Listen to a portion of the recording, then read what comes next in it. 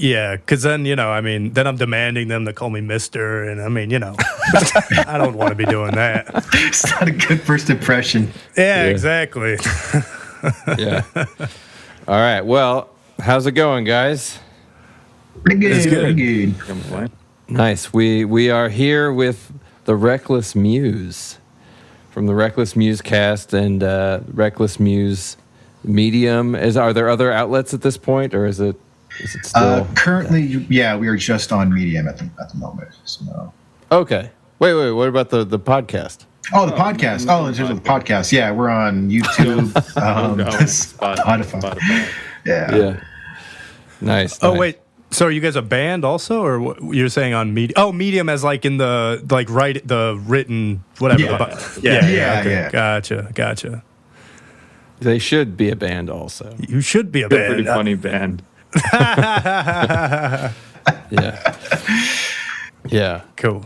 So just a little bit of history. I first met Joe a long time ago. It was before I left LA, so probably like 2019, 2020, early 2020, late 2019, something like that. Or no. It was after the pandemic. It was after the pandemic. That's right. Through Alma Cook. Yes. Friend of ours.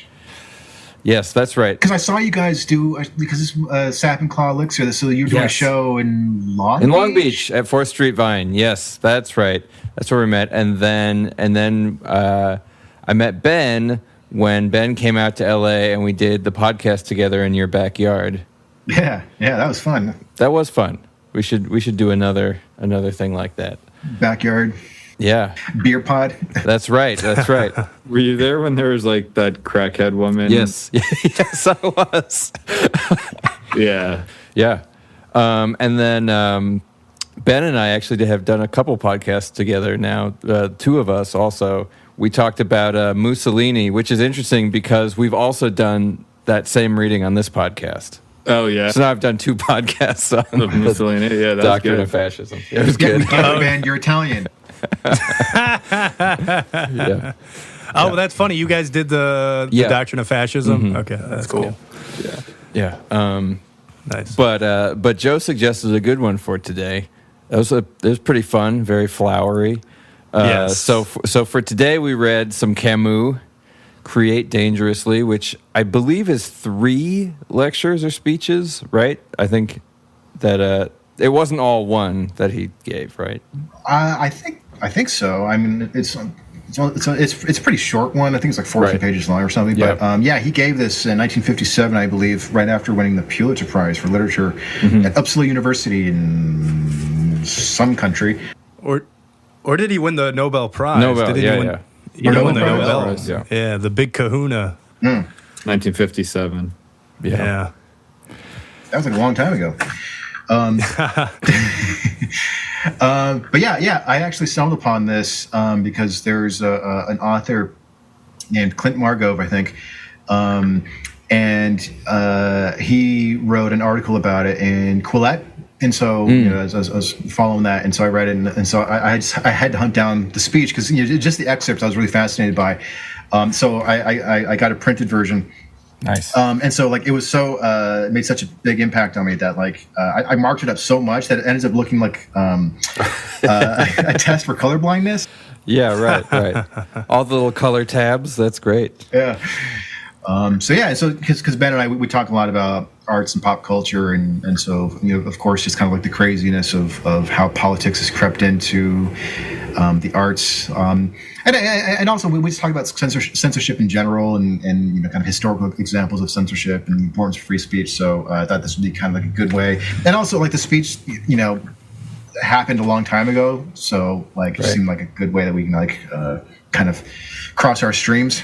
Yes. Well, I think it encapsulated all that. I mean, that just right there was a good summary of it, of just how basically you shouldn't censor art in a sense, or maybe art is supposed to be refractory or whatever, or work in opposition of, anyway, but yeah, because I've read The Stranger a long time ago, but it's been a while since I read Camus, and I was I forgot how interesting of a political character he is, because he started as a Marxist kind of, although he wasn't really, and then he officially disbanded from them and got in a fight with Sartre about it. This is all just the Wikipedia, of course, but I was like trying to kind of understand what sort of political guy he was from this writing, and I mean, I think I kept reading Anarcho-Syndicalist, and I can see that, but.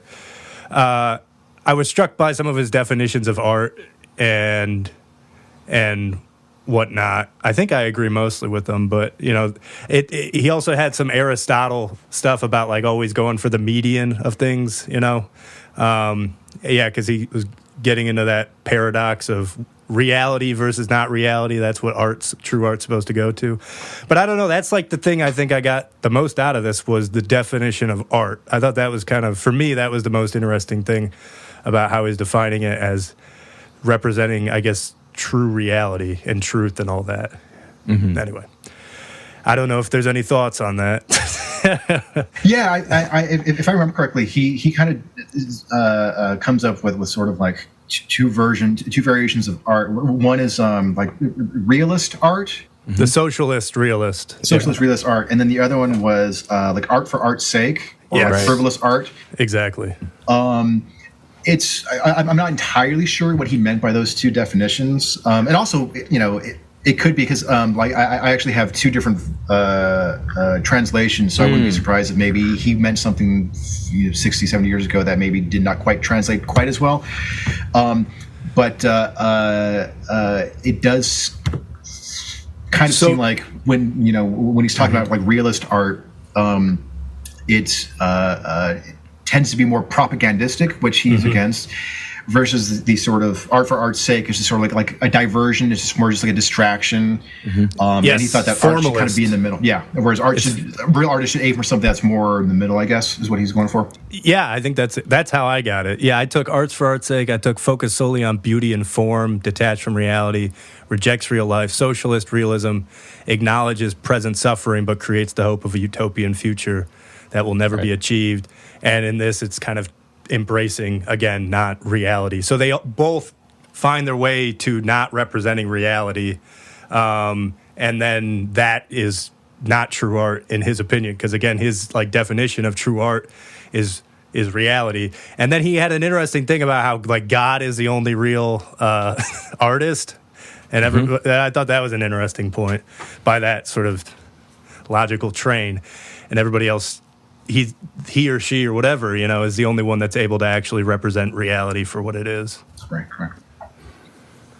Yeah. I thought an interesting point that he was making right off the bat was the time he was in, referencing how it was sort of the time had ended where artists could not sort of be commenting on the structure of the world and the state of the world as it was, and sort of it's incumbent upon artists to engage with the world that they find themselves in and be sort of honest. I think honesty was a big thing.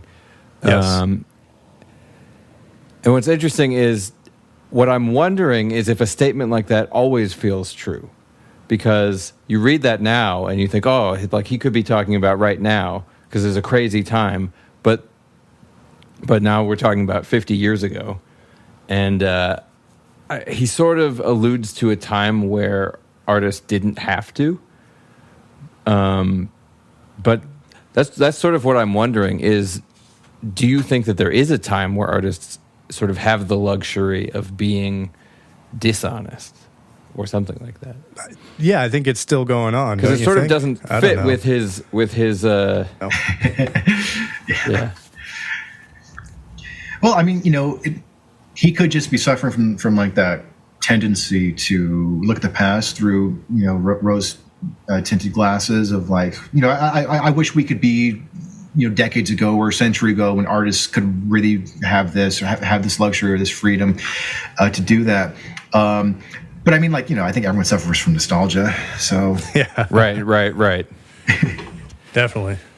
I mean, coming out of the world wars is pretty intense, probably. Yeah, that's what I was about to say, because I was checking. I have the Outsider here and The Plague. And Right. The Outsider he wrote it in 1942. I mean, you're in like the thick of World War II. Right. And I mean, to people like him, you know, he was living in Algeria. He was the French Algerian, the Pied Noirs. And to people like him, where you see the Nazis marching down the Champs-Elysees, and it felt like the end of the world, right? And if you read the first letter in these, he's writing to a German friend. I mean, he's excoriating him. Right. And it is this kind of really passionate argument for, like, they use like the modern parlance, like globalist versus nationalist. Like, no, he is a nationalist. But he's saying your nationalism was toxic and it was violent and destructive, where ours is proud. And it's not, you know, that sort of nationalism. Right. Ironically, he's saying it from a French colony in Africa. But as I've gotten older, I actually think I watched a YouTube video to kind of refresh myself on The Outsider. I've read it. I also have it in French. I've read it in French, you know, part of it when I was learning French. And the older I've gotten, the less I've liked it, actually. Like, I find that sort of, and I understand it's very much like a coming of age type book. It's like, I read it probably for the first time when I was in my early 20s, and I think typically people, like especially young men, young boys, read it even earlier than that. But I'm kind of just like, I really dislike Meursault, and no, I'm serious. Like, I think we've gotten too much of that. Sorry, my cat's being fucking annoying. Part of that. Is that the one where he kills that dude on a beach or something? And then yeah, he just kills a guy. It's honestly like it's honestly the Johnny Cash line. Like, I shot a man just to watch him die. Right. I mean, and I find that so perverse, and really with the state of just like violent crime now, and you can argue maybe it was worse in the 90s or 80s or whatever, fine, whatever. But just like the state of random crime, and that this kind of like, you know, piece of shit young kid just decided to kill someone just because, you know, and it's not even because it's like he doesn't even feel anything for his mom dying, and he feels like, you know, an outsider or a stranger to the world. Like, I just recoil at the thought of, then you get to make victims of other people and ruin other people's lives. And I'm sure, like, this isn't a criticism of the book at all. It's a wonderful book. It's a criticism of that concept that I think a lot of young people connect with, maybe somewhat selfishly, but I just, like, this was the first time kind of preparing for this podcast where I realized, like, I kind of fucking hate this kid and I hate this character. The Plague, on the other hand, I think is kind of getting into more of what we're talking about here, because in The Plague, now it's not an artist, it's a doctor, but his, if you guys have read The Plague, you know, feel free to jump in, but it's basically his purpose fails to exist, like, which is ironic because there's a plague going on, but he really, like, you never learn really what the plague is. He can't function. He can't do his job. But instead of doing nothing, he becomes more of kind of like almost like a priestly character, and giving solace to the suffering. And I think what we're getting at is like, well, you know, what's the doctor's purpose? I forget if he's Roux or Rambert or whatever his name is. But it's like, well, is there ever a time, like, does the artist feel, like, when does an artist feel like he doesn't have a purpose anymore? Does that ever change? Is there ever a time where it's like, oh, well, everything's great, so there's no need for art anymore? So to maybe the long-winded way of answering your question, someone said it before when they were talking, you know, I would go back to just Hemingway, like, what is art? Like, what is an artist? Like, it's just being true. So you agree with Camus then? Because that's essentially what he's saying. Yes. Yeah, exactly. Yes, I'm agreeing with them. Like, just being true to yourself. I think also, too, is that truth in reality tends to be a pretty messy and gray concept. So, you know, getting back to his extremes of you know, realist art versus frivolous art. Again, you know, kind of trying to deduce what he meant by socialist realist art or social realist art, it tends to be very moralizing. And so usually when people take that sort of stance, it's a very sort of black and white, preachy approach that they take with their art. Versus the other side, where it's like, it's just fun. It's lighthearted. Don't think too hard about it. It's just meant to kind of be a fun diversion. And there's nothing inherently wrong with that. But I think for him, where it's like, if you want to create art that lasts, you need to kind of roll up your sleeves and get your hands sturdy with reality. It's not as simple as good and evil and right and wrong. Like, we have to explore the complexities of what it means to be human, because we're all of those things. I think that's exactly right. Yeah, that's exactly how what I got from what he was saying. It's interesting because, Ben, you said a lot in there. The nationalist thing, I agree. I kind of disagreed at first, but I think I see where you're coming from, because so the one thing is, the interesting thing, again, all this knowledge is from Wikipedia, but apparently he switched how he felt about political violence, and he became more of a pacifist in his older age. Because, yeah, you're right. He was like late 20s or maybe 30 in 1942. I think he was born in 1913. So he was still, kind of young, right? And then I think he had a change of heart. So I wonder if he would have written the book differently if it was later, after the war, because it seems like he softened a bit. And then there's some interesting, it seems like he's very influenced by Nietzsche generally, and kind of getting on this talk about reality and stuff. We read Untimely Meditations and Genealogy of Morals, and that's kind of what Nietzsche's talking about a lot too. So I feel like I can see the Nietzsche influence here. He has an interesting thing about solitude, though. How, as you were saying, Joe, of like getting your hands dirty. Camus, I thought, had an interesting take. How you almost shouldn't be an artist that is a hermit. Like, you kind of need to be with people, because the ultimate goal is to make something that resonates with everybody without them even realizing that it would. Like, and so then, Antushka, that's where I put to you that, what do you think about the democratic implications of his definition for art being something that sort of, is something that basically, resonates with the most people? I thought that was kind of interesting. I think feels kind of democratic. I don't know. Maybe it's not. I don't think it's democratic. I think just because something relates to a lot of people doesn't mean it's democratic. Sure. Yeah, fair. Yeah. I or think collectivist. That's what I should say. Collective. I don't think it's collectivist at all. He even has a point about it kind of cutting both ways. So I think, we keep getting back on this podcast to the whole Hegelian antithesis and finding some kind of reconciliation between opposing ideas. And I see a lot of that in this writing too. But I think that it's pretty common to discuss great works of art in terms of sort of universality and timelessness. Those are things that tend to be associated with great works of art. And so I see him as essentially getting at those two ideas. And I think that it's always difficult when talking about art, because it almost feels like a frivolous conversation. Pretentious. Yeah, it is. We've talked about this before. My composition professor always used to say that there's very little academic value in discussing, what is music. He said it's maybe a fun conversation to have over a beer, but because there is no way to get to the bottom of it. What I think is nice about the way that Camus is addressing it is that he's not torturing himself with trying to get to the bottom of what is art. He's assuming art, and he's assuming that we know what good art is. And he seems pretty consistent with that too. So I just want to read an excerpt here. Judging contemporary man in the name of a man who does not yet exist is the function of prophecy. But the artist can value the myths that are offered him only in relation to the repercussion on living people.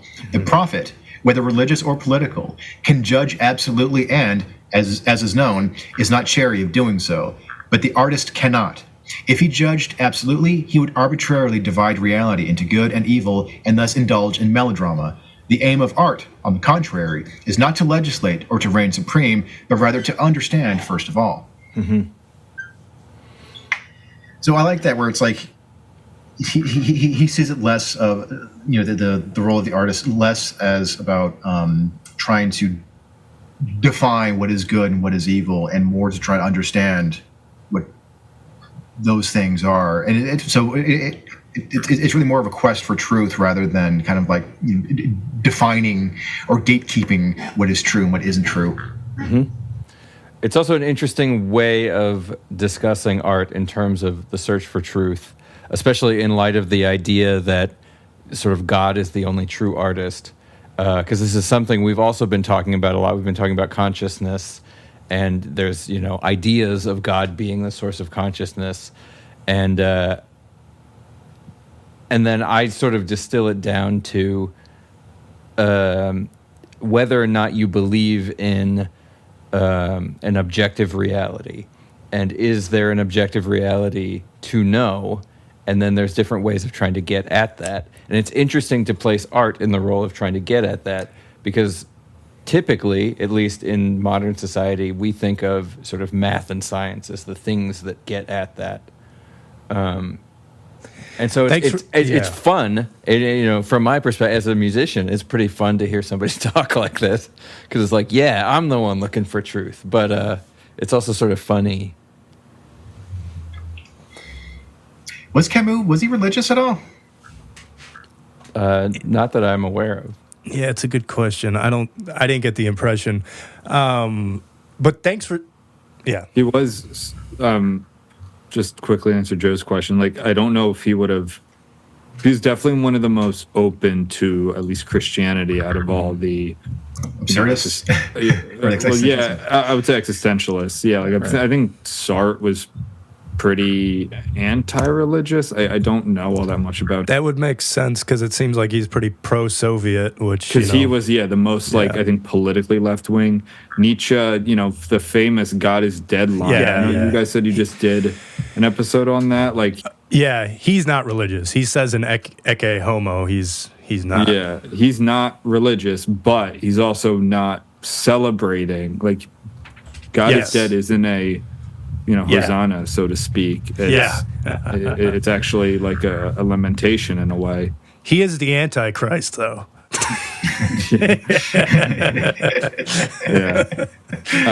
Oh wait, that's Antushka. I keep forgetting. Yeah, that's me. Yeah. But I do know. I think Camus had a couple quotes of Christian. I see the one who said, I can't remember. Was he the one who said, like, I'd rather live my life believing there was a heaven and find out there isn't than live it as if there isn't, find out there is? Wasn't that Pascal's wager? It's similar to Pascal, at least. That's Pascal's wager, I thought. I don't know. I thought it was Camus. I could be wrong. I don't know. I do know, because I like most white young men, I went through an existentialist phase and read but also I also found a book that was like Christian and existentialist, like, hey, you can be both, and I was like, oh, I'll read that. I think that was part of it, but no, I don't remember. I mean, Christianity is pretty existential, because we keep talking about this. I think Christianity is all about leaning into consciousness, blah, blah, blah. We could have a whole thing about that. But, you're reflecting upon your past and everything like that through the confessional. I'm glad you brought up the objective truth stuff, though, because and the fact that he is probably Christian, because I could definitely see that. And I was surprised by how much I was getting vibes that he believes there is an objective truth. Mm-hmm. And I was surprised, given the fact that he is in the Foucault generation and postmodern generation, where, everything's a narrative. Although... Yeah, we should always talk about Foucault. I'm on record as calling him the dumbest motherfuckers ever lived. Nice. We've done 2 series on him so far. Yeah. So. Really? Do you guys like him? I don't hate him. I think he's interesting. I think he's, I kind of take the Chomsky approach, where Chomsky's like, yeah, it's really confusing, but he brings a lot of interesting facts to the light. I mean, if you just read his books, they've got a really interesting history. I mean, they're all genealogical, right? But yeah, I mean, it's annoying. I mean, we read Madness and Civilization, which was basically his first book, and I mean, it was definitely annoying. But actually, I was going to say Camus was kind of annoying. Like, okay, the guy won the Nobel Prize. They're all kind of annoying. That's the point. But that's the point. That's the point. That's what they're doing. They're French. Come on. Create annoyingly. They're French like philosopher professors. They're all fucking annoying. But that doesn't mean that they're not worth reading. Foucault, on the other hand, also, I was big into Foucault when I was at my like most kind of progressive and in law school. And I've read Discipline and Punisher. I have it on my bookshelf over there. I'm sorry, he's just kind of wrong about everything. And like he kind of laid the groundwork for the issues that we're having today. Everything was about identity. He was basically, I mean, he came from an extremely privileged upbringing. His father cured cholera, basically. He was a surgeon, right? Yeah. Yeah, he was and he was extremely wealthy. He tried to hide that his whole life. He had like sadomasochistic proclivities. he was a crazy guy. Yeah, and he and again, there's nothing wrong with that at all. I don't care about that. He was French. Yeah, I'm actually, and Joe knows, I'm actually a huge fan of the French. Like, you love Marquis de Sade. Not that one, but I actually defend the French. I actually defend the French a lot.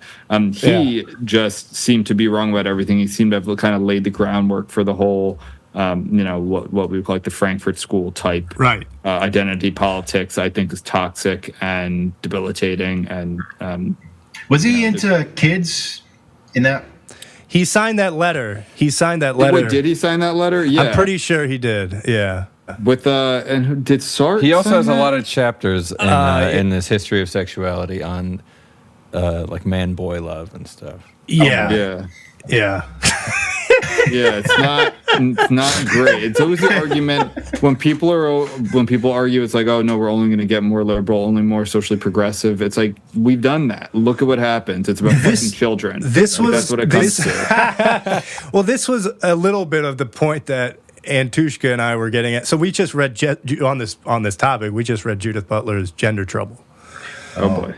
It was that exciting. I mean, I was excited. When you're talking about Foucault being the start of everything, you're right in the sense that Judith Butler was highly influenced by Foucault and references him a lot in that, the history of sexuality and whatnot.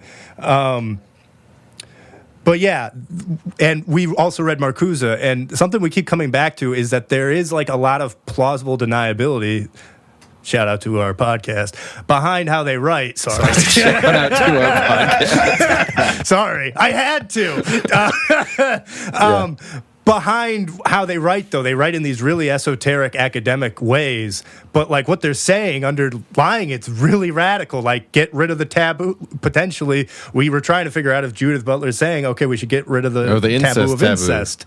Because they talk. I mean, she spends a whole second chapter of her book talking about how it's to blame. How the incest taboo is what generates gender identity, sexual orientation. Yeah, it is generative of all sexual identity. Anyway, we don't have to get into all that. I'm just saying, what the hell am I saying? Yeah.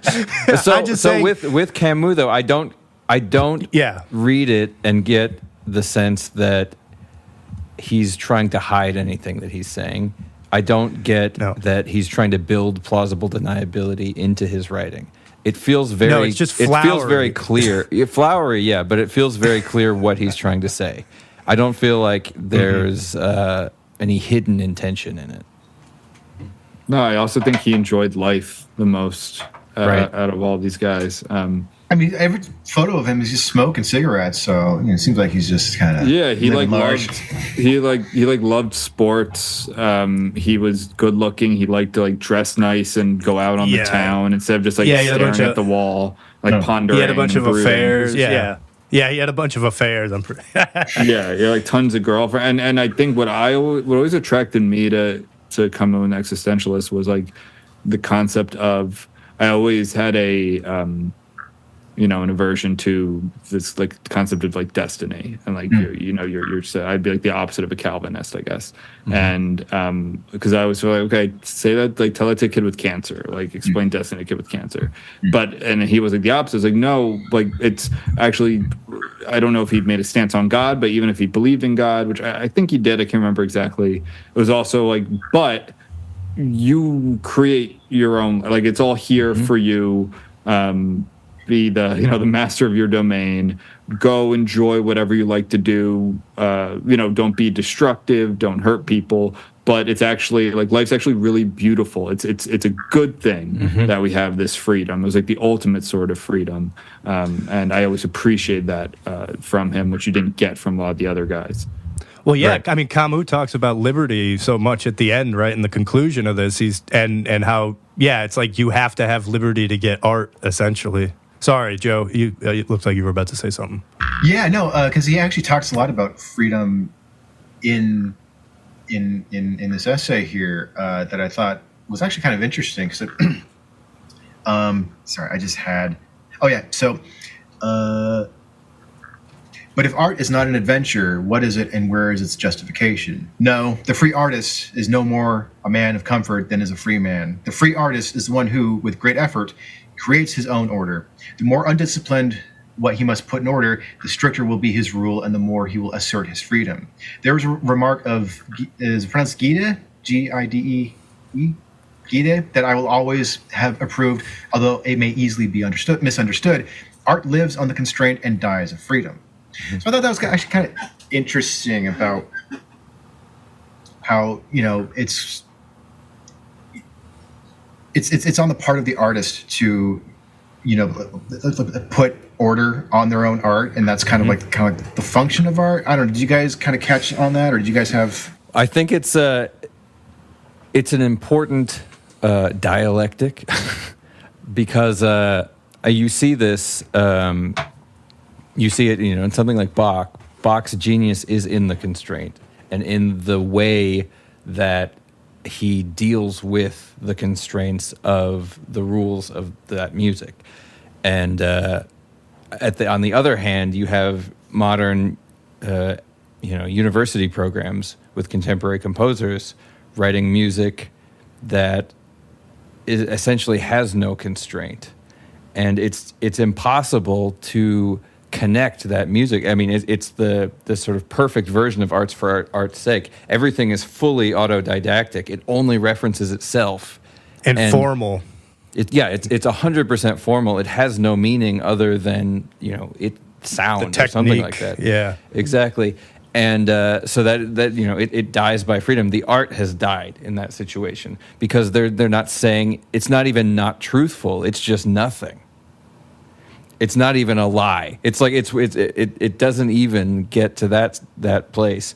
And so the idea of the living by the formal structure, Bach's music does live by the formal structure, but it uses that as a way of getting at sort of truth versus using the formal structure as an artificial set of limitations that take it nowhere or something like that.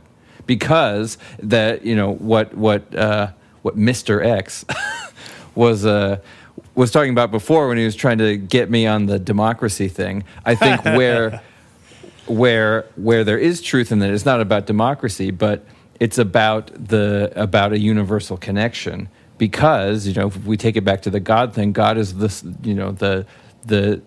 the objective that connects all of us. It's sort of the central node from which everything extends. And so Bach is trying to get back to that central node versus just trying to be these little atoms. You're right. I am turning you into a Christian. I mean, geez. What the hell's going on here? Hang on a second. Just to be clear, I'm not saying that I think that this is true. I'm saying this is my understanding. This is a way that I'm conceptualizing these ideas. Yeah. I'm being formalist for no reason. Yeah, anyway.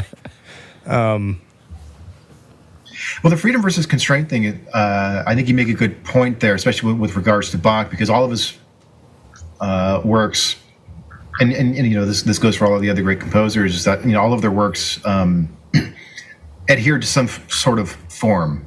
Right. But the genius lied in what they did with those forms. So, and I like how you contrast that with, like, you know, sort of like the modern university creative departments or artistic departments where, you know, where there tends to be a lot more encouragement of just sort of like, you know, break all the rules and just kind of do whatever you want. And then, so I think that when you kind of start to fall into the trap of like the sort of like frivolous art of just, Right. you know, there's no real purpose or anything. It's more just like sort of intellectual masturbation at that point. Yeah, well, and I think exactly, though, the academia really is the art for art's sake, I think, example. But yeah, there is like a confusing aspect to that sentence that you read, Joe. And I'm trying to remember what note I had because Art lives on constraint and dies of freedom. Yeah. Oh, yeah. Because it's important. He like makes an addendum to say it's important to say that art can't be constrained, though. It's not to say that it can be. It's just you want some kind of thing that's trying to constrain it so that it can work against it. That's how I read that. I don't know. Is that okay? Did we already basically say that? No, I actually largely agree with that because he more or less confirms that here right after that, where he says art lives only on the constraints it imposes on itself, it dies of all others. Conversely, if it does not constrain itself, it indulges in ravings and becomes a slave to mere shadows. Right. So I think this kind of harkens back to his previous point about art, about the purpose of art, or rather the role of artists should be to try to like create order out of the chaos of the world. So yeah. So you know, we always like to ask when we're reading these things, like, what can we do with this or whatever? I mean, so what is the value? What's the value of this? So is your guys, both of your primary, I guess you could say, art outlooks or outputs, writing? Is that kind of where you would put it? Okay, so like writing and music, yeah. Joe's a musician too. Mine's just writing. Okay. So how would, like, do you read this? Do you get inspired? Or like, I don't know, does it do anything for you? Anything. Are you bored? No, I found it to be a pretty rousing experience reading it. And there's a quote in here that I've frequently brought up on the Reckless Muse cast, which is, but perhaps there is no peace for an artist other than the peace found in the heat of battle. I love the idea that real art should have something to fight against. And I think you can go too far with that, and kind of like as he kind of hinted at here, where it starts to be kind of propagandistic. But I think especially with the culture that we have now, at least in the West, for the last 10 years or so, is largely coming from the left of trying to silence people, cancel people for this and that, making jokes that are racist or sexist or whatever. But now I think we're starting to see that from the right. That's sort of like an overreaction to that. So on the one hand, it's very easy to be pessimistic about the future of the arts. But on the other hand, like after reading this, it's sort of like, it's good. I think. The name of the speech is "Create Dangerously." So I love the idea that no matter how bleak times may be for artists, it's actually like in many ways that's actually kind of the best time, because now art that lasts is usually art that pushes the boundaries and has something meaningful to say. So yeah, for me, I mean, it's pretty optimistic and energizing speech. Yeah, I agree with Joe, and I was going to say I think you said it, Joe, earlier. Well, you just said again there, like the art that lasts. I mean, I think that's every artist's kind of goal. Like, while so many do get associated with a period, I think naturally we like to fit whatever it is, time periods in history, art, music, whatever. It'll be like, the 70s had the best movies, the 60s had the best music, whatever it is. It's that, like, there's a reason that we still go to the Louvre to look at paintings. Like, you don't have to be religious. You can be super religious. You don't have to, the same kind of basic emotions. I think that's the goal of art. What does it evoke? And I give and I say all the time, like we talk about just, our favorite artists on our show, and that could be, Joe's really into classical music. I like that too. I like kind of just more visual art, painting. Who doesn't like music though, of course, but like paintings wise, I know I'm very attracted to the like Renaissance, like basically religious painting. I love El Greco. I like anything with Jesus, the Virgin Mary, anything like that, and that like. Because I feel something, and that's the whole point. It's like, what's the point if you're not feeling something? It's a pastime, and I think that, like, I don't know, I tend to not read necessarily books that would be considered, like mass fiction, like beach reads and stuff like that, because I don't need more pastimes. Like, I want to get something out of it. I want to feel frightened. I want to feel morose. I want to feel thrilled, whatever it is, and we've had those feelings forever. That's why they're baked into our DNA. We've had those for a very long time, and art is just a way that changes how we get to those feelings. And why I've come around more to, maybe this is because we've had Judson on our podcast a few times, Joe, who's this he does more abstract art, and I think the joke with abstract art is always like, well, my 5-year-old can do that, right? Like anyone can do that. But actually, yes, in many cases, but I think good abstract art is one of the best forms of art. And when I say good, that means, is it evoking that feeling that I get, watching watching an El Greco, like the eyes flicker in an El Greco painting. If you can give that to me, right, in lines, sure, squiggles, that is pure visual art, and that is that's the most commendable thing, I think. So for Camus, I've always liked Camus. I think this is very inspiring. I haven't read him in a while. I probably haven't read him in 10 years, not 10 years, maybe 7-8 years. But I've always liked him. I've always liked his more. He feels like a breath of fresh air for so many philosophers, of especially like French existentialists. Like, he feels like such a breath of fresh air, and I think that's what has always attracted me to him. It might be kind of pithy to say, like, my favorite quote from him was always, "In an unfree world." What was it, like? In an unfree world, like, you have to live so absolutely free that your very existence is a form of rebellion, something like that. And I've always liked that. What does it mean? I don't know. It's easier said than done. Try doing that in North Korea. Try doing that in Belarus or whatever. Like, but I've always California. But I think it's happening. I think people do that in North Korea and Belarus. I think people do that everywhere.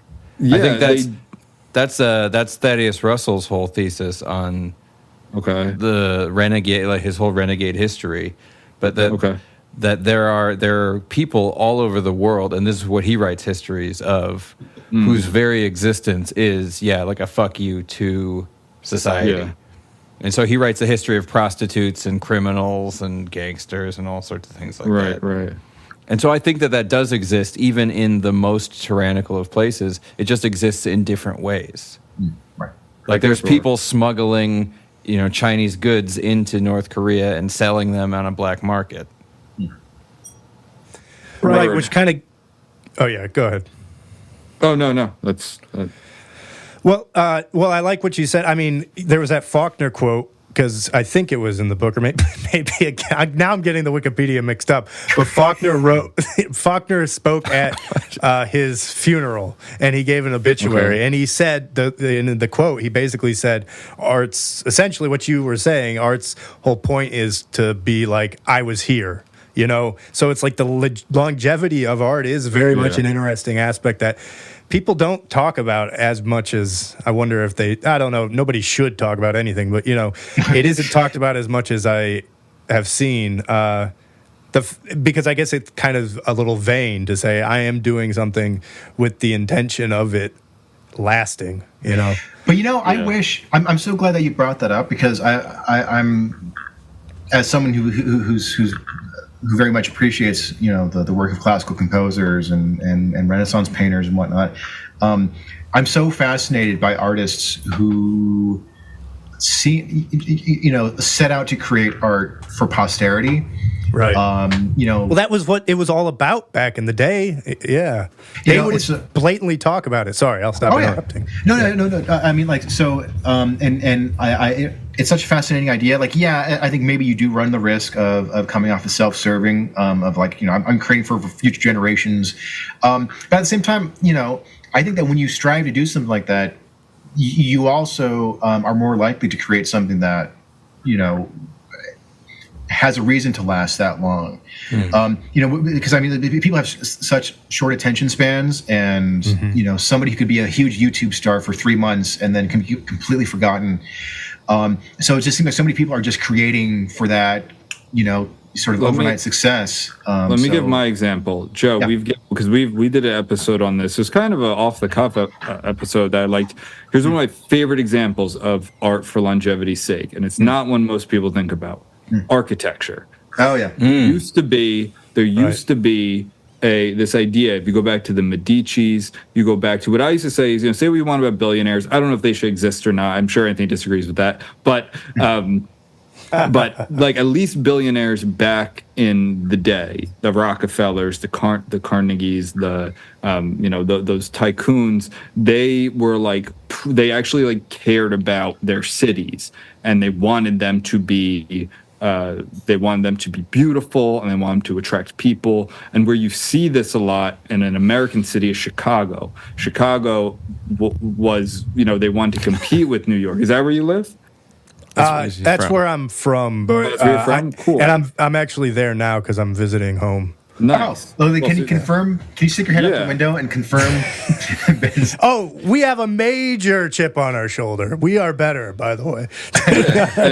and Chicago was this city that was like second city. Yeah, we have a chance to, start from scratch. It all burned down, and they wanted it to not just be utilitarian, which I get there's a reason for that too, but they want to be grand and beautiful, and you see this in these huge buildings.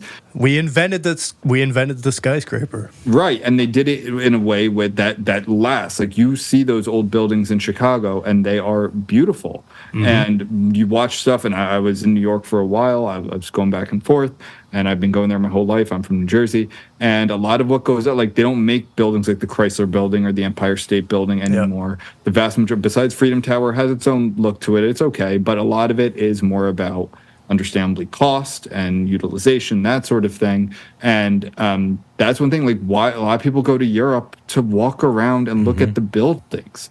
And it's one of the best parts of that culture. And it was one, that's what people had to work with, but it was also like, you look at this in cathedral building, like an artisan would work for like 30 years on one like nave of a cathedral that most people probably will never see, but he was building it for God. And that is something that is beautiful, and I think lost in a lot of ways.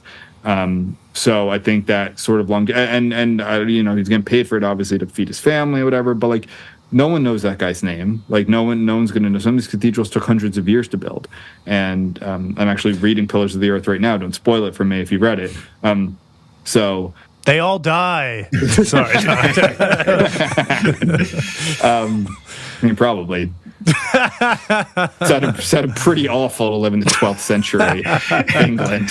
Yeah, I don't think most of those guys are around anymore. So. But I do think that's somewhere where like that is such a example of, art for both. You were doing your job, and we need craftsmen, we need artisans, but it's also like something that people can enjoy generations and generations and generations later.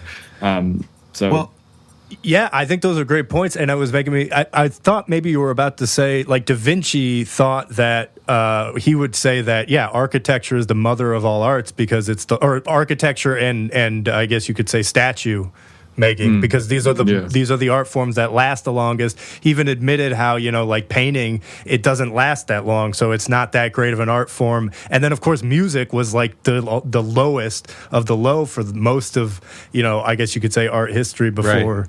Like now we can record and notation, obviously. But back to the dialectic, the fact that music is gone as soon as it happens, I think lends itself to sort of the abstractness that Ben was talking about earlier about, like I think that free jazz and stuff like that can be, or really like dissonant heavy metal music can bring up like very real visceral emotions immediately in ways that, like imagining doing that with a building would be kind of funny. They're trying to build a prison. It's called Brutalist. We have it. Yeah. UMass Anthony, Dartmouth. You might be able to confirm this, but there was an early 20th century composer. I think it was Bartok, but it was someone who I'm pretty sure it's like from like the German Expressionists, or like that very sort of like dissonant, era.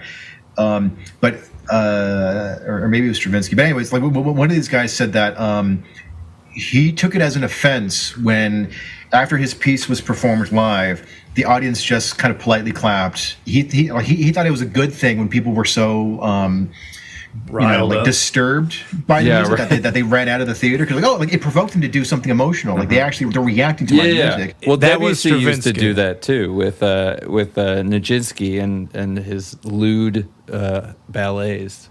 Oh. Yeah, but I don't like when that shit's cheap though. Like, I don't. The shock value. Sure. I agree. Yeah, I don't like when it's just like we're gonna. It's obviously much more common like visual art, but I have some issues with the. What were those guys called? Like Buñuel and what was his name? Man Ray. Like what were those guys called? What was their whole shtick? You know what I'm talking about? No. The Andalusian Night or Andalusian Dog or whatever. The Chien Andalou. Yes, I don't like talking about it. This grosses me out. But I don't like just like that shock value. Right. Well, I think there was a lot of that at the turn of the century. Because it wasn't also like it was like the Grand Guignol or whatever, the French theater where they're doing like really shocking, gross theater. I don't know how to pronounce it, but it was like Guignol. Yeah, something like that. Yeah, Guignol means that. I don't know. Like Shakespeare had Guignol plays that would just like real, like Titus Andronicus. I think is considered a Guignol play. But yeah, I mean, I think that was late 19th century, early 20th century. So I don't know. Like maybe we were just like around that time we were all just kind of like, Well, because it was all like scandal battles. Yeah. Right. Yeah, and it was the was Lost Generation, like the perversion of World War One. Like that war was insane. Actually, I think some of the best movies are about World War One, not World War Two. But World War Two is great movies too. But like just what we're capable of doing with each other, I think kind of turned people into like Meursault, like this fucking guy, where it's just like, what is violence? On that point, I mean, Camus' dad died in World War One. I mean, it was just like a horrible war. It was a meat grinder. It's the most frustrating war to me, if I have to rank them. Yes, definitely. So I want to be mindful of the time, and I'm kind of curious to hear a little bit more about. So, do you guys do similar things on your show? You'll like read something and talk about it, or I guess a few times. Yeah, it's definitely a mix. Yeah, we do a lot more movies, I'd say. Nice. We throw in a lot of pop culture stuff. It's kind of just like recent episodes. We did Eraserhead. Yeah. We did. We'll just do like bullshit that's going on in politics. We'll do, like an architecture episode. Just kind of fly by the seat of our pants. See. Nice. How'd you guys meet and start doing stuff like this? Twitter. Yeah, pretty much. Really? Yeah. So actually.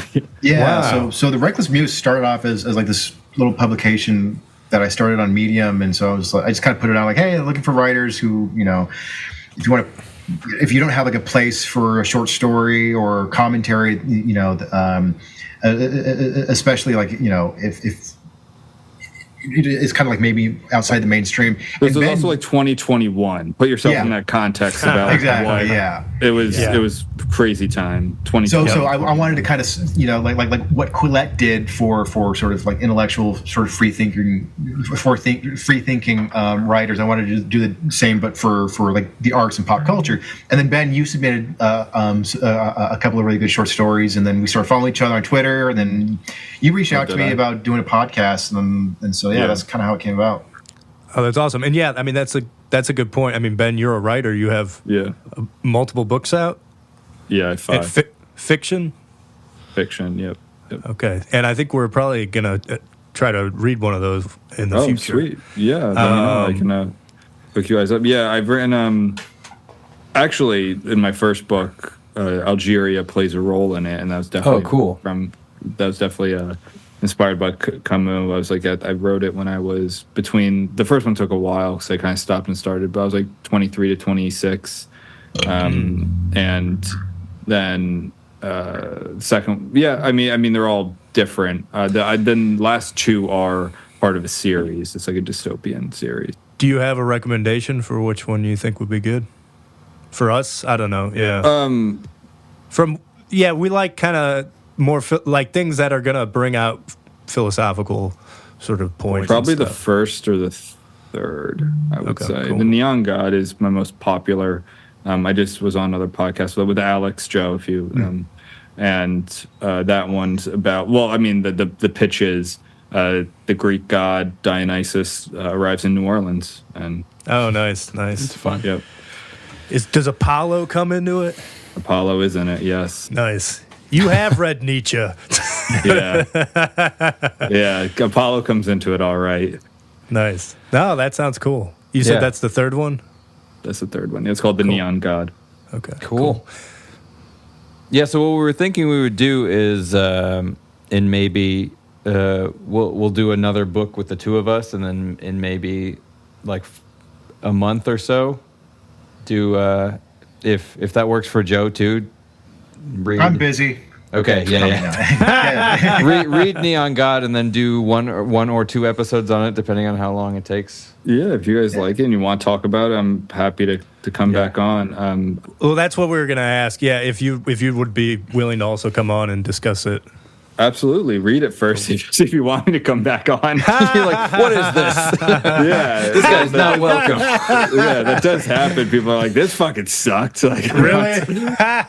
Now with my book, I mean, I have had bad reviews before. Sure. I've also had like, it's one thing you're never really supposed to like comment on a bad review, but some people read it. I'm like, that's like, you're missing the entire point. Like I'm making like my last 2 books. I'm not going to talk about myself here, but part of it is it's dystopian. It takes place in 2119. The world is carved up into like different kind of empires. Basically, it's criticism of both the far right and the far left, to put it bluntly. And these reviewers are talking about like how horrible these women are treated and how like misogynistic, and it was like, yeah, that's the point. Like that's the point of the point of this, of like this part of the world. It's really not good for them.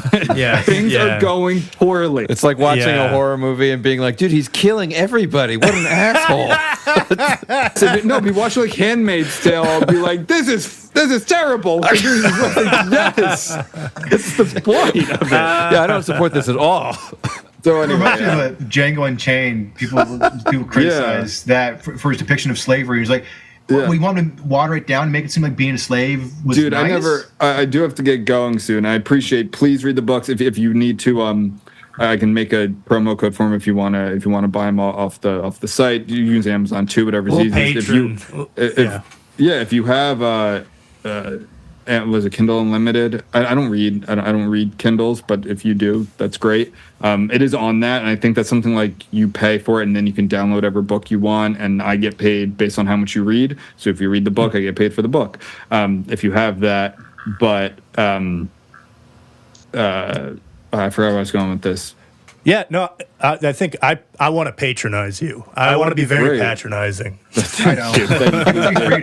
I will give you guys a promo code if you want for the paperbacks. I can do that, but definitely just go to my website, read that's why they're there, the back cover blurbs, and pick one that you like. Cool, awesome. I appreciate it. I'm happy to come back on. I'm getting married next month, so it's kind of a busy time. Oh, okay. But Mazel tov. Thank you. But happy to come back on whenever. Okay. Yeah. Sweet. We'll work it out, and if the month doesn't work, we can also do it. Yeah, maybe we'll do 2 or 3 months then. Because that's a lot. That's okay. I come on. I can come on for a little. It's all good. Sure. Okay. And Joe, I will see you on Thursday. Later. All right. See you guys. Thanks a lot. I can't wait to come back on. Thanks. Yeah. Thanks for having us on, guys. Take care. Yeah. Yeah, of course. You don't have to leave if you don't want to. But. Yeah, Okay, so I can stick around. Yeah. I think what we were probably going to do is, did you want to discuss Reddit? Or, I mean, was there too much? So, Antushka's been doing an interesting thing the last year. It's my promo thing, because I don't know if you've discovered this. It's sort of hard to promote a podcast because nobody cares at all about a podcast that isn't filled with famous people already. Correct. And so I've been searching, what avenues can I actually get a response on? And I found that I can get responses on Reddit, even though most subreddits don't really want you promoting things, which is fair. But people get so mad. They hate it. It's hilarious. Yeah. Like, it's so funny. I don't know. It'd be worth trying. What I try and do is I try and come up with some sort of spicy statement that we made during the podcast, and just be like, "What do you think of this?" And people were like, "You're the dumbest person I've ever heard." Yeah, I mean, I got an interesting comment on one of our YouTube shorts, the one that you clipped from last episode, so I was making a have you read much Nietzsche, Joe? Or Nietzsche? Just some quotes that I really, really like that other people on Twitter have put. Okay. Yeah. No, it's all good. I mean, so he wrote a book called The Antichrist, and the thesis is basically kind of like Christianity is a self-immolating, self-destroying religion. There's a lot that, we would have to go into to understand where that, but I think it's a compelling point. And so I was kind of making that point with Judith Butler's book that we read about how it feels like the left has a Christian sort of vibe with this idea of equality for all, everybody's equal. It feels like this is where it came from in Christianity, the idea everybody's equal under God. Right. But anyway, I got an interesting post on that clip, Antushka. Did you? Yeah, that was what I essentially responded. So because see. I was saying how, basically, I mean, understandably, people think, wow, that sounds crazy. But the idea that postmodernists have Christian underpins, I think, underpinning Christian, and it's also in Nietzsche's argument on genealogy of morals that the West's underlying morality is Christian. So it would make sense that in a Western Christian country you would have postmodernism, gender theory, all these things come out of this post-structuralism. I don't even know what to call that, the movement. I guess wokeism. Right. Yeah.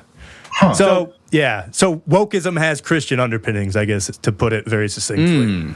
Oh yeah, I mean, I've definitely seen plenty of people that makes sense.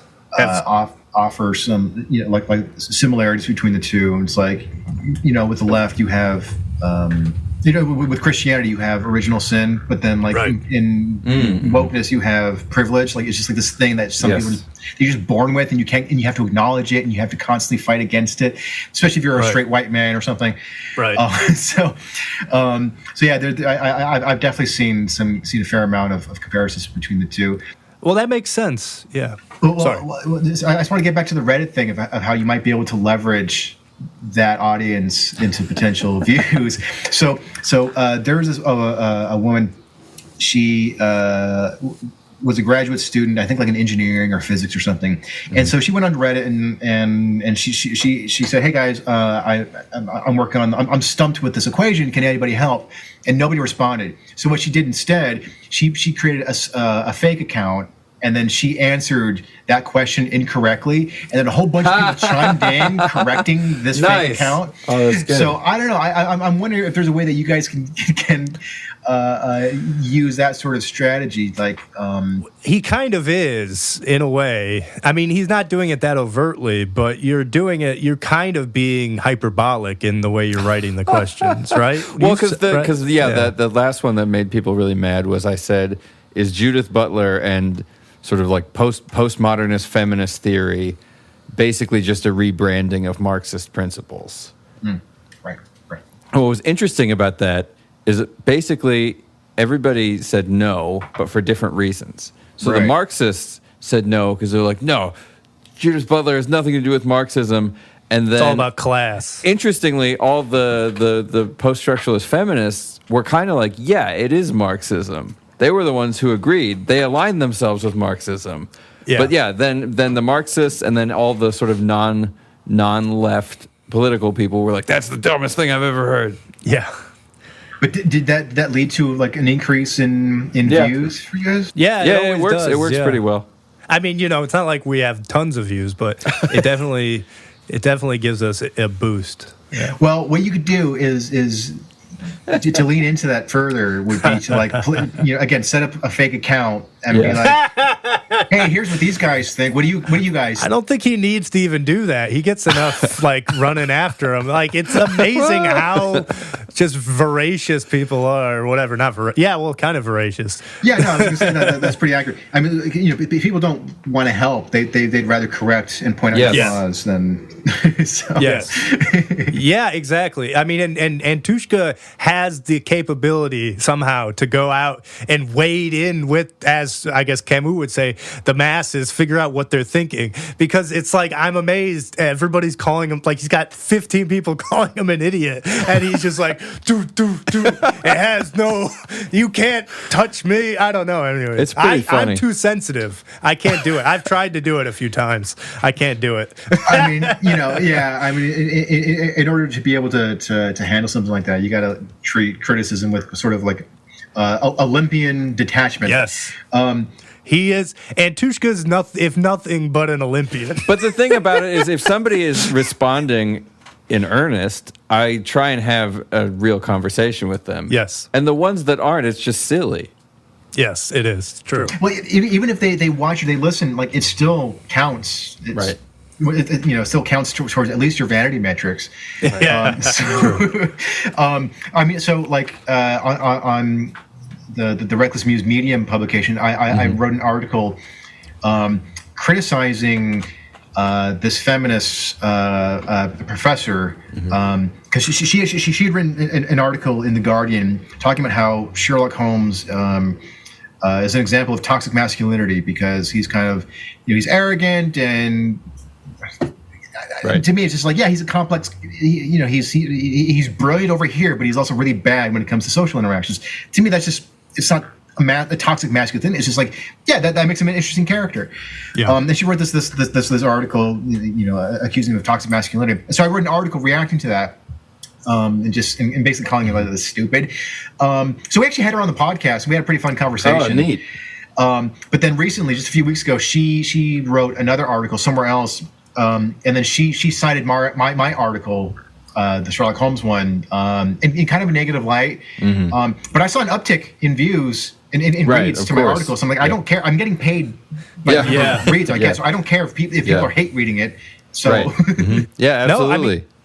No, that's good to hear. I've always, I think, kind of been afraid of fame, I guess, in a sense. Because I'm just so sensitive. So but it's true. If you're gonna go out there and you're gonna have an opinion about stuff, you have to be ready for people to call you an idiot, the devil, incarnate. You just got to embrace the devil thing. Like if Nietzsche can say he's the Antichrist, why can't we all, man? I suppose. Yeah. Well, so that brings up actually a point that I had forgotten to make with Camus about where the essay started talking about. Where was it? It was about how artists have lost their faith in themselves, essentially. Like they have doubts now, the artists of his time, whereas they didn't before. That I thought, do you think that's still true? You think that, because as somebody that, I write music, I would say that's the main thing. I also write, but mostly nonfiction, or really all nonfiction. But I think that I've lost faith in my abilities. I think everything I make is shitty. And I don't know. He is making an interesting point about the past geniuses, like Nietzsche. You read Nietzsche, the guy was obviously insane by the end. In Ecce Homo, which was his autobiography, essentially, I mean, he's saying how amazing he is. So he had, he was like, yeah, he talks very overtly about how great he is. But yeah, I mean, I don't know. Do you guys have doubt in yourself? Do you think there's more doubt in artists now? Yeah, I definitely have all kinds of doubts. But at the same time, I'm when he brought up the point, when he made the point about how he believes that artists of his generation, of his present, have lost the faith in themselves, it just seems like that's just such an essential part of the creative process, and it always has been. At least at least in the formative years of your life as an artist. Am I doing this right? Am I qualified to do this? What do people think of this? And so, when we look at, the great masterworks of all time, it's like we just see that the successes. We don't see the 1,000 failed attempts. It doesn't seem until like the last couple of centuries where we're you start to see like autobiographies where you actually got to see, people struggled. Like the greatest artists struggled and doubted themselves and went through periods of insecurity and even experienced and were even unsure of a work that we consider to be an apex of the medium. So yeah, I'm kind of getting back to your thing of like, was there ever a time when artists did not doubt themselves, right? Or did he just have a lot of really arrogant friends? Yeah, I mean, or it gets back to your point about nostalgia, because it's like, I mean, maybe it's just because you're right. I mean, even Nietzsche probably had doubt when he was in his 30s and younger, but maybe not. I mean, he says again in his autobiography how he has always known he's brilliant.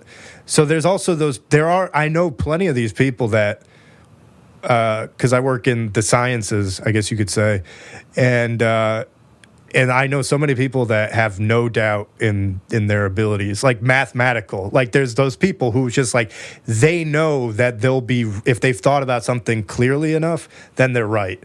And yeah, so in that case, I'm like, well, so yeah, there are people that exist that don't have doubt. I'm not one of them. Right. They're also not like the greatest artists though, too. So maybe that's the point. Also getting back. So yeah, I don't know. Anyway, I was confused by that point. Because yeah, I'm with you in that I think probably artists have always doubted themselves. Da Vinci probably doubted himself. It's like, is the nose in the right spot on Mona Lisa? Who knows? I think that there are modes where doubt is very destructive, though. And I think there was that C.S. Lewis thing that was going around Twitter that you sent to me last week, where it was C.S. Lewis was responding to a young girl who was asking for writing tips. Oh, yeah, I saw that, yeah. And one of the tips was write what you hear, which I think, for someone who composes music, that is the best mode when you're hearing things, because when you're just trying to come up with ideas, for me, nothing happens. And that can be a way to start a process. But in that situation, doubting your ear is a terrible idea because you're going to lose it.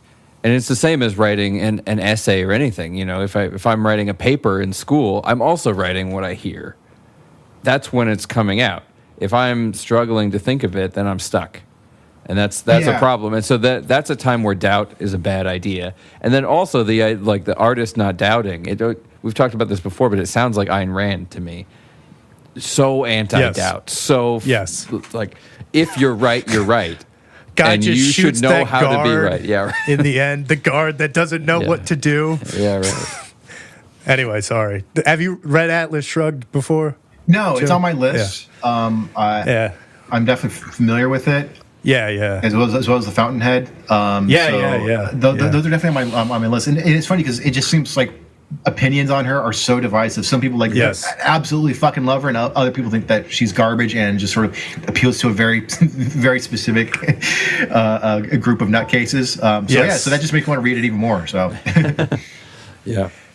Well, the doubt thing is interesting. You brought up a cool point, Anthony, about like just kind of like creating something out of thin air versus like creating from what you hear or what you experience.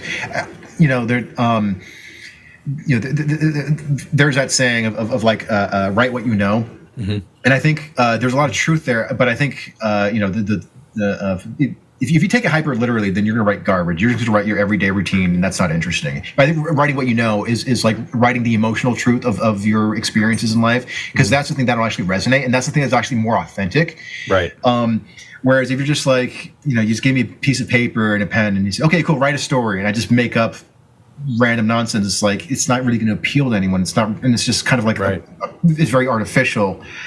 Getting back to your point about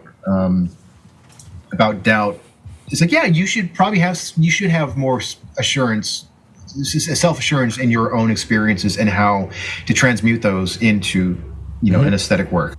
And I think you hit the nail on the head with your feeling of the experience, because back to the universal idea, the feelings of an experience are what's universal. Your experience is unique to you. Nobody shares that except you.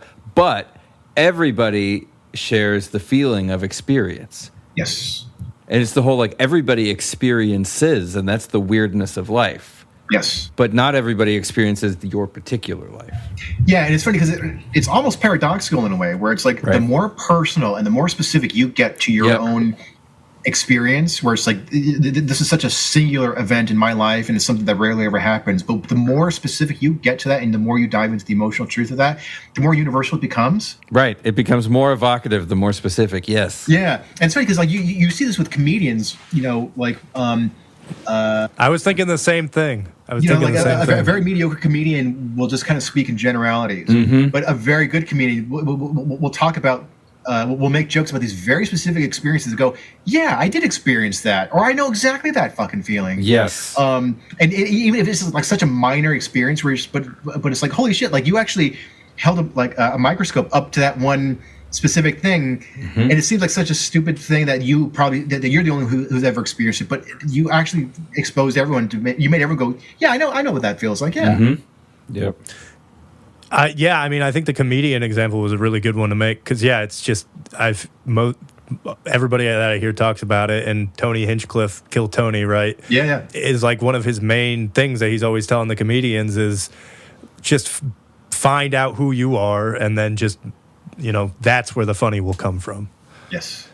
Yeah. And then it goes back to the Camus, just the true reality. Art is a reflection of the truth. And I guess in Camus' eyes, there is an objective truth that connects us all in that sense, that we can all recognize it. And the artist is finding the thing that is able to communicate to the most people and probably span the most amount of time. That seems to be what art is for him. I don't know. Yeah. And cut. That's true. I am going to try to edit this tonight. Yeah. But this was fun. I like just it. kind of bend stuff. And I think Yeah. No, we always make jokes about that. Like, whenever he does a podcast, either on he does an appearance on someone else's podcast, or he does a Reckless Muse episode when I'm not there. We always kind of make fun of each other when we're not in the room. Like, so. Yeah. Do you guys record once a week or once a month? Generally once a week. Yeah. Nice, we're pretty consistent with that. So. Nice. We're trying to be too. I think we're pretty good. Yeah. Nice. We've done once a week for over a year now. That's true. Yeah. Yeah, we're on the second lap. The second lap will be huge in no time. Yeah, no time. Exactly. Yeah. Well, cool. Thanks for picking this reading. Thank you so much. It was fun. I enjoyed it. And well, thanks for having me on, you guys. And looking forward to coming back on.